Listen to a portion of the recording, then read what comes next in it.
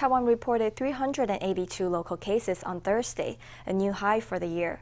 111 of those cases were found in New Taipei. With COVID infections on the rise, the CECC said it would no longer investigate most imported cases. It will continue to investigate if there's a possibility that they were infected during hotel quarantine. Let's hear from the CECC. 境外移入一直维持在比较多的一个情况。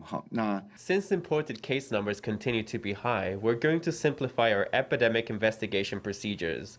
Travelers who test positive upon arrival were clearly infected abroad, so we won't investigate their cases. When we did that in the past, it was to help other countries get more information on patients' whereabouts, following international health regulations.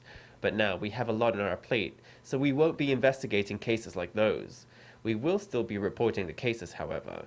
As for travelers who test positive while in home quarantine or upon completing quarantine, we also won't be investigating those. There are two possibilities for people who test positive for COVID during hotel quarantine. The first is that they were infected abroad. The second is that their infection had a longer incubation period. We won't be investigating their cases either, but as you all remember, there may be instances where the infection happens inside the hotel. So if there are infections that are found within the same time period and they have low CT values, we will still launch an investigation to determine whether they are imported cases or whether they were infected in the lodging. The CECC said that there were now many chains of infection across Taiwan. Daily case counts are expected to keep going up until at least the middle of June. The CECC said it was now impossible to get back to zero daily cases and that it would focus on controlling the pandemic. Officials once again urged the public to get vaccinated and boosted to prevent severe infection.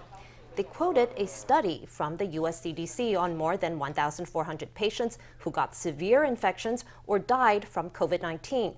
Almost 80% of them had not received a single shot of a vaccine, and only 2% were fully vaccinated and boosted.